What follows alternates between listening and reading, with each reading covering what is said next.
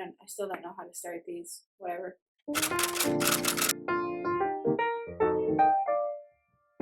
I wanted to talk about, in honor of October, was a book that has actually scared me. Disclaimer: I do not read a wide range of books over the last, I'd say, couple of years. Dealing with things, I just never had the capacity to explore a wide range of books. I think the last time I read a Stephen King was in high school, which was over a decade for me at this point. Um, so I was trying to think of like what can I talk about, and the one book, something I have read recently that has scared the shit out of me, um, was Death Trooper by Joe Schreiber. Now that's a Star Wars book, and you're thinking, what, Star Wars horror?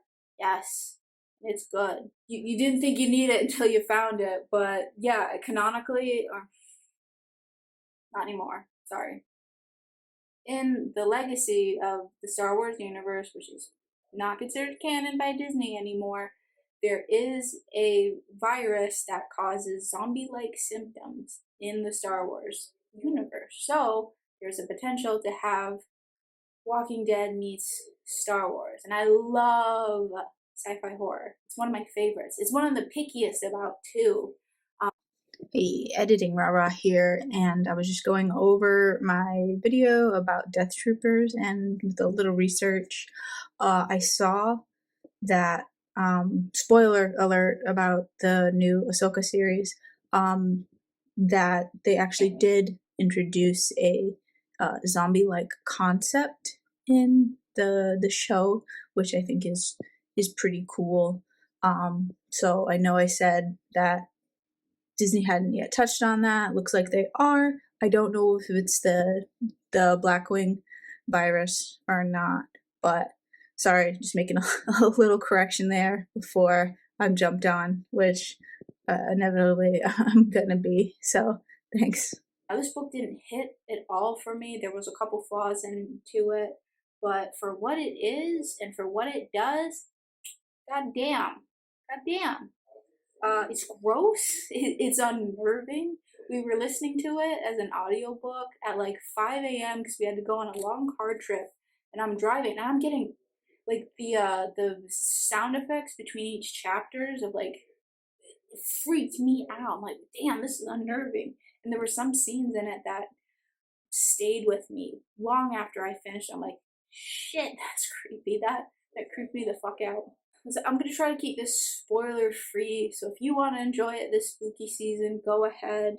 But there's a lot. There's some really cool stuff, really gross stuff, really creepy stuff in it that I kind of want to talk about. But yeah, let me know what you think if you've read this before. Or let me know if you even knew about this before, that Star Wars had a potential for a zombie outbreak. Like, it's not a perfect story by any means. I specifically remember a lot of like griping in the car of like, oh, that sounds dumb. Like, ah, oh, come on, really, you thought of that? Little stuff like that. But I think for the age range that this is going for, or like the circumstances, Blackwing virus isn't necessarily like it's not rampaging through the Star Wars universe, so I can understand why, it would be a new force to be reckoned with. The atmosphere, it really creeps you out. It really unnerves you. I was very unsettled.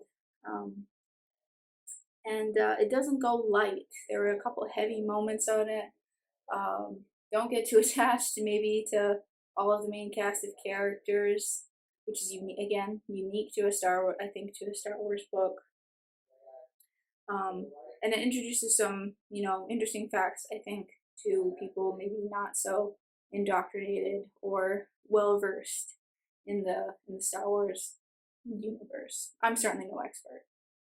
It really disappoints me because of like the Disney acquisition for this, because a concept like this, it shows that Star Wars can be more than just a family fun adventure. It really touches on some darker subjects. Editing Rara here again, looking like a fool in her own video because it seems Disney proved me wrong just this week. I still think I missed the point of what I was maybe trying to say in light of this, but despite Disney kind of branching out into this, expansive universe and this, lore heavy IP, I still don't believe that they would ever go out of their family friendly comfort zone, the advertiser friendly, without, maybe some major exceptions or whatnot. But yeah, that's the point I was made, and and in my first video I was proved wrong. So that's what I get for picking Star Wars. Really touches on some darker themes that, I think would have been worth fleshing out. So like I don't know if there's ever going to be more of the Blackwing virus expanded upon besides these two books. I don't know if there's going to be any games, like official games or official lore on this. If Disney wants to, um, I mean, they have a golden egg in their basket. But again, I don't know if somehow I just really don't know if this kind of thing is for the age range that they cater to now. If you look online for, oh, by the, it says Death Troopers, but I understand there is a subclass of troopers from the Empire that are called Death Troopers. These are not it. No, this is zombified, or yeah, zombified stormtroopers mostly. Really creepy concept, by the way. The execution. If you look online, you might see some the dopest art I've ever seen by Kai Lim. He's a concept artist. He's done work for Star Wars. He's done work for Warhammer. Let me put some up screen, some of his work about the Blackwing virus. So cool. So cool. I, again, can't reiterate enough. I'm such a huge fan of science fiction horror. It is such an untapped potential that we barely begun to touch the surface of, and I'd love to explore more. I'm quite picky about it. The sequel book, also by Joe Schreiber, I didn't like it as much. It got what needed done, and it was still creepy. There's a lot of creepy elements to this. It expands upon a really cool concept, I think, in the Star Wars universe, Sith alchemy, and basically what the extent a Sith master will do to try to gain immortal life, and the Blackwing virus is a product of that. Again, really cool. The second book actually takes place. I think it pulls a sequel that's a prequel because I think the timeline of events that happened in the sequel actually happened before what happened in the first book. I think I'm not. Yes, yeah, I'm pretty sure. So it doesn't have some of the same problems I had with the first one as I didn't find in the second. But again, the same problems I did find in the first book do reoccur in the second, and I really don't know if that's just Joe Schreiber's pattern, if that's his methodology of writing. It was a little predictable to an extent, but nothing I think that would deter me from reading more for sure. Yeah, if you get the chance, listen to it on audio because they do a really good job on the sound effects, on emphasizing the creepiness of it.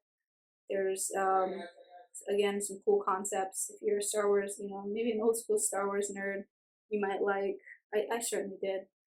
Kind of made me wanna, like, if there's more like that, I'd love to get kind of back into it. It reminds me how much I love like the Star Wars universe. Don't ask me about any of the new stuff. I do not watch any of the new stuff. Just don't really have time or too much interest in it. Yeah, that's all I want to get into without going into the spoilers of it. If you're a fan of Star Wars, if you're a fan of horror, I think they're absolutely worth picking up and giving a read of. If you like Star Wars as it is, as a fantasy or sci-fi fantasy adventure, maybe stay away from these. These are not PG. These are not even PG-13. Some of the stuff that happens is pretty gnarly, pretty gross, very, again, Walking Dead esque. So if that's not your cup of tea, these probably won't be. But yeah, one of the only books I think so far that have scared me. I'd love to read more books that gave me a chill, gave me a fright. Yeah, all right. Yeah, so that's how I want to start off October. Talking about a book again about I think going forward, books I have already read up to, at this point. I will just give overviews, my opinion on it, spoiler free as much as I can. But going forward with stuff I've like read this year, I will try to do more in depth stuff. That's it. Right. Bye.